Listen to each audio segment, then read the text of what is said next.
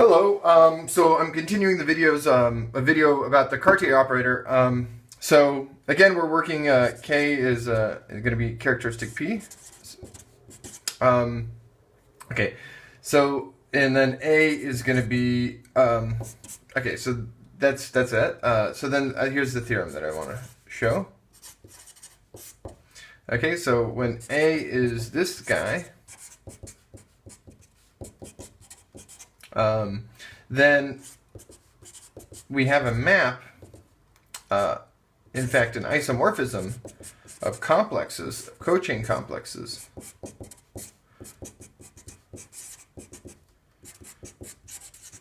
Here. So we have an isomorphism of cochain complexes like so, here, and it satisfies this following three properties.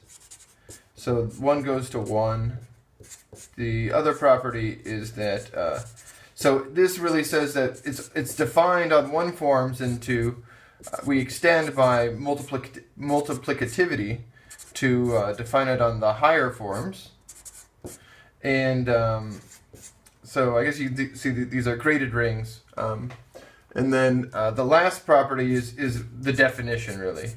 So it says that if we take df, then we take the class of f P minus 1 df. Okay, so these properties are how we extend it to the whole thing. Okay, and this is the Cartier Isomorphism theorem for the beginning. So then we have this inverse of the Cartier operator, and so due to this isomorphism, the Cartier operator actually is the inverse of this thing. Okay, and this is an incredibly useful thing. Okay. Another way to see this is kind of the measure of failure of inexactness. Okay, so so there's like the failure of the Poincaré lemma in characteristic P. Okay, so this is this. All right.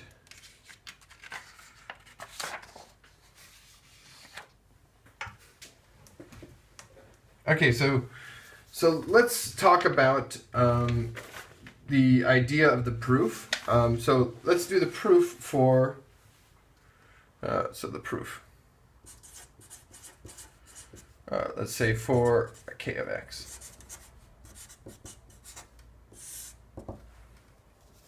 Okay, so the idea is so there's an important observation. Okay, so the important observation is the following, right? So note that x to the I. So observation.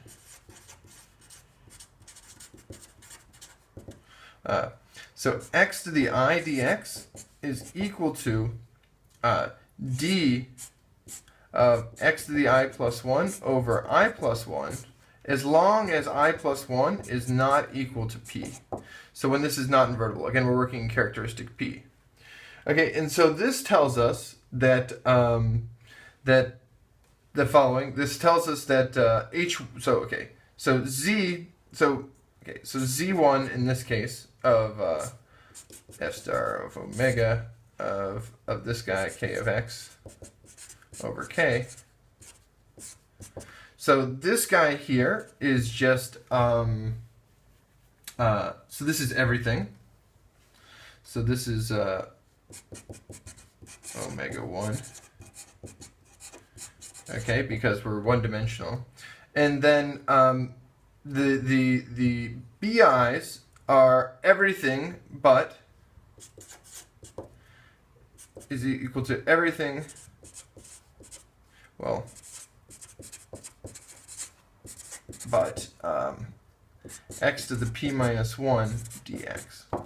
Okay, and so this tells us that h1 of f star omega bullet. So this guy is just, so here, so this is k of x to the p times x to the p minus 1 dx. Okay, and so this is this. Okay, so now that we've computed this, so this is how it's going to go in higher dimensions. We're going to compute this, and then let me show you now again what this looks like. So So we have, so so here,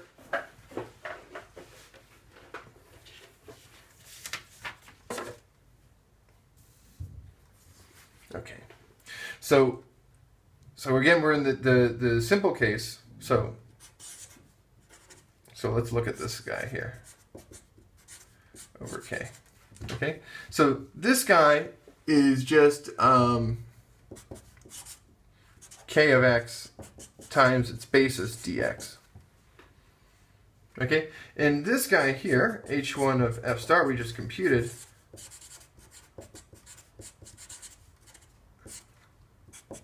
Okay, so this one is K of X to the P times X to the P minus 1 dx. And so now the isomorphism is clear, right? This stuff all gets raised to the power P, right? And this just goes to here. Okay? And so this uses the fact that the Frobenius is injective.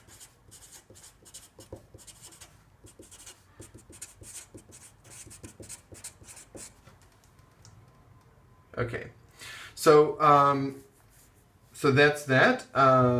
Okay, and the definition of the Cartier operator. Okay, so the higher dimensional case. So higher dimensions. Okay. So here we're taking A to be, let's say, K of X1 n dimensional. Okay. So so the case, so the map between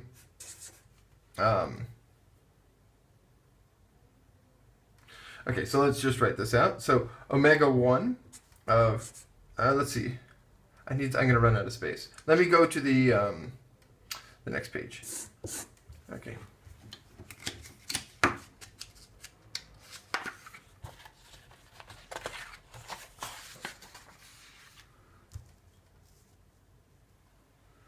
Okay, so so here we'll go for so let's just write this out. So omega 1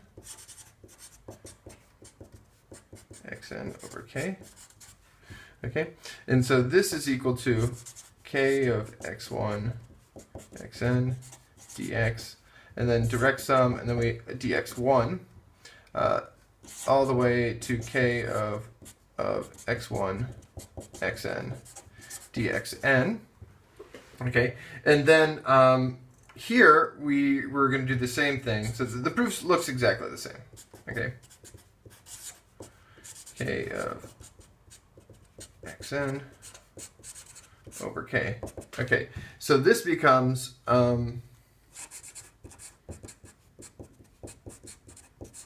p here, and then here we're going to have x1 to the p minus 1 dx1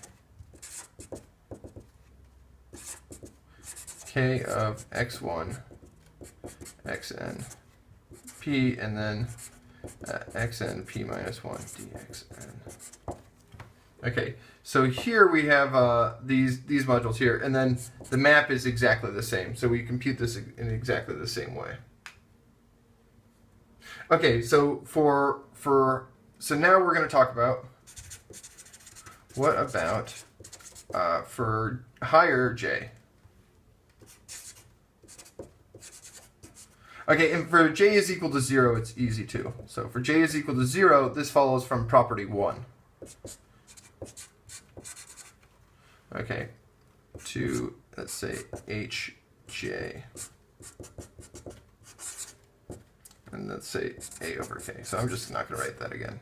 So a is, again, this ring. Okay, so so here we're going to do a trick. Okay, so here we require a little bit of a trick, not so much. It's just in order to compute. Okay, so we need to compute. So we need to compute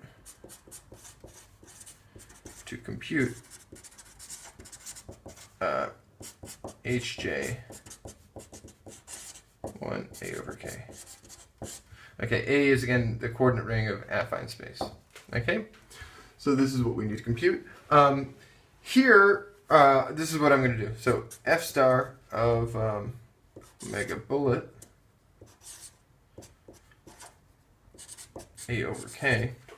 So this is equal to A to the P dotted with, or sorry, tensored up to over K with a certain complex. Okay, this complex I'm going to write like this. Oh, sorry. So this is the end. This is this. This is this. Okay, so this is good. Okay, and so I need to explain what this complex is. So first of all, let's write it like this. So K and J. So this is going to be. So essentially what we're doing is we're going to write out what this is. So we're going to write out like a basis for this for each J, and then we're going to observe that there's kind of some piece here that can be defined over K. And then this comes from tensorization.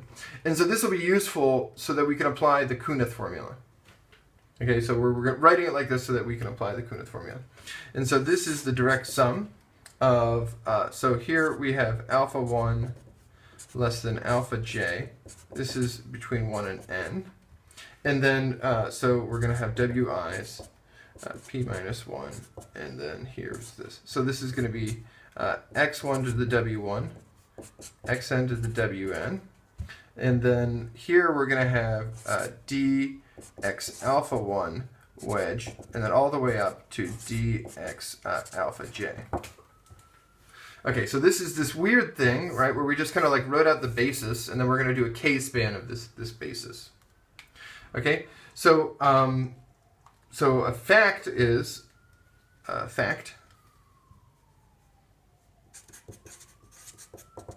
is that this complex Kn is, well, if we just did it with 1, and then we tensored it up as complexes to the nth power. Okay? So remember that recall, so that if you have complexes A and B, right, one can take, okay, so first of all, I should say that this tensorization here is not as complexes. Okay, so we're not viewing this as a complex concentrated in degree 0 and then tensoring. All we're doing is we have like a bunch of vector spaces here, and then we're going to make them free modules with coefficients here.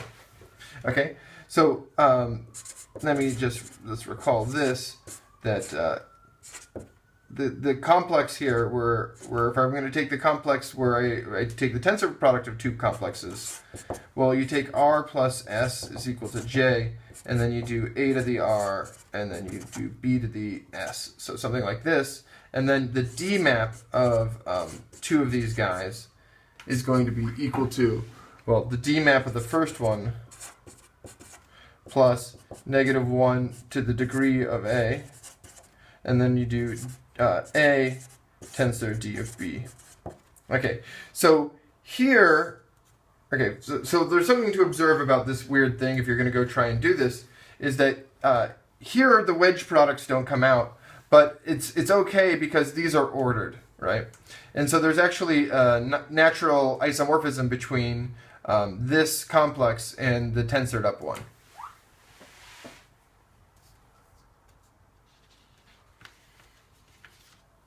Okay, so that's that.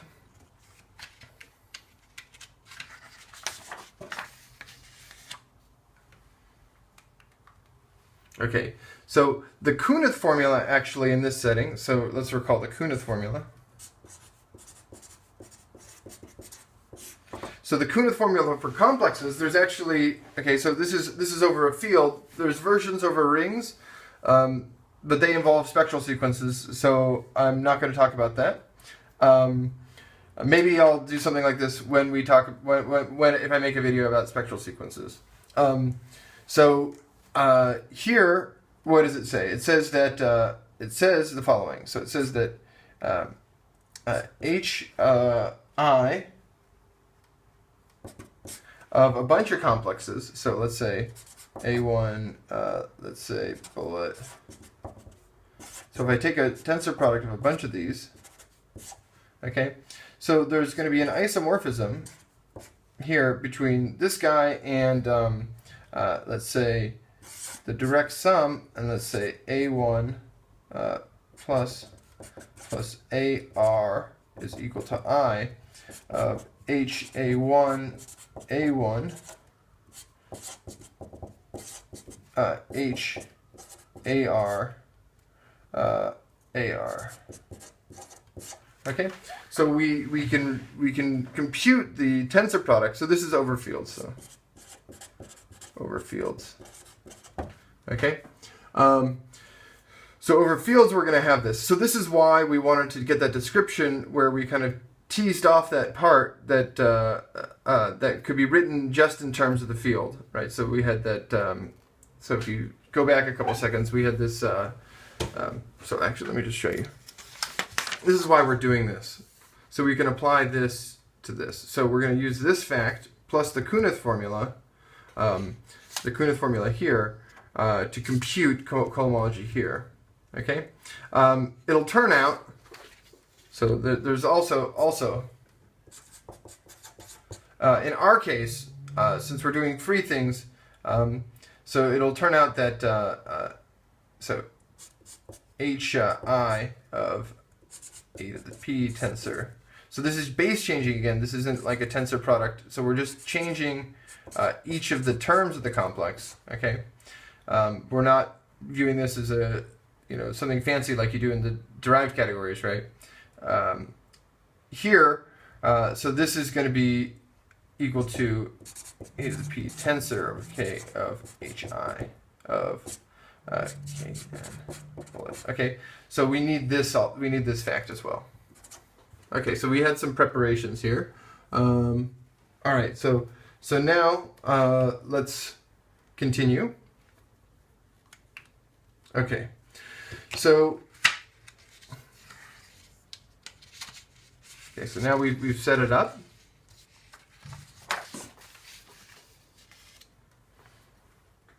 Okay, so for higher j, okay, so we already did the first one.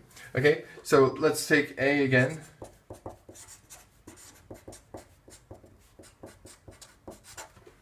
Okay, and we know that f star of this thing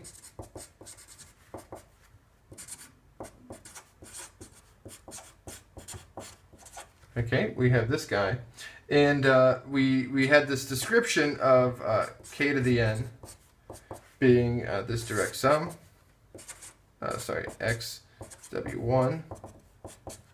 So we had here we had k times this thing,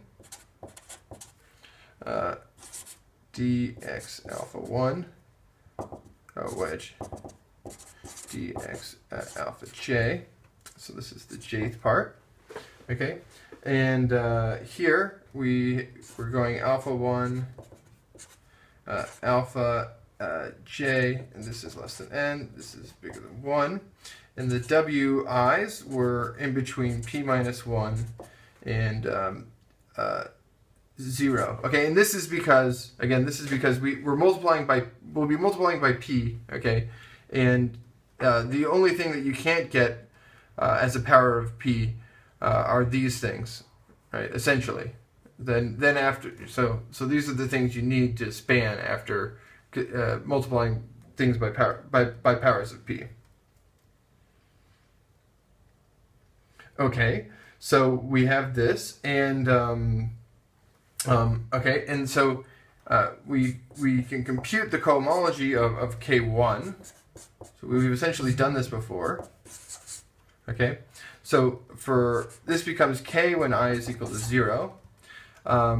This thing, so this is again is complex over K. So this is just this just has so I guess two pieces. So there's only two pieces in this thing. So here we're going to have K times x to the p minus 1 dx. So when I is equal to 1, and 0 else. Okay, so we have these pieces here. Okay, and now, so we're going to apply the Qunut formula of Kn by Qunut. So this is the direct sum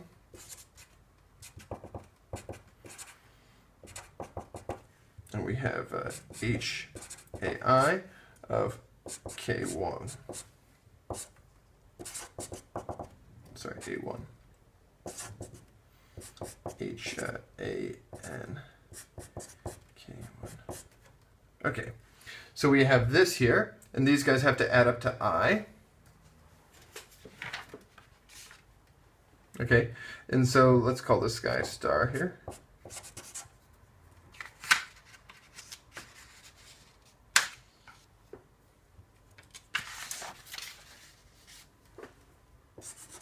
The star here is equal to the direct sum of 0, alpha 1.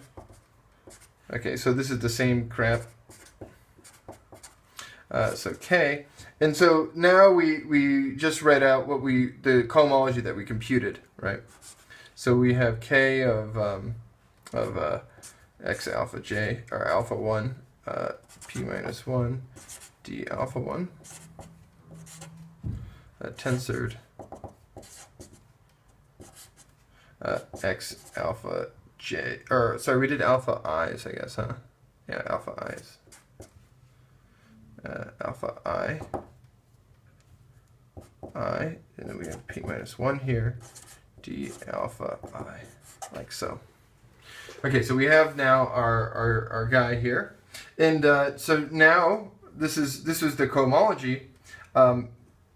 Omega I of K of X1 Xn over K. Okay, this thing is clearly, well, we're going to do the same thing. Alpha J less than or equal to N of K of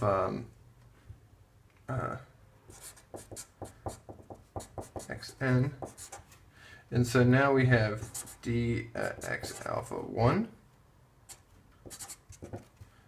wedge dx alpha j. Okay, so now we have our two descriptions. So this is the description of cohomology, and after we tensor this up, we're going to have we are going to have the obvious map from here to here, right? A over k, and so it takes this guy to here, this guy to here, right? And so this guy will be raised to the pth power. Okay, and this shows this is clearly an isomorphism because we just written it out. Okay, so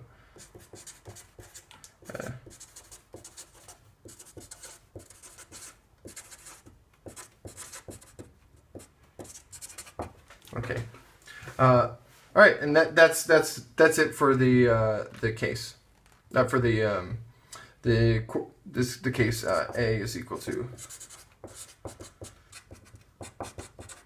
Okay, so now we've shown the Cartier isomorphism.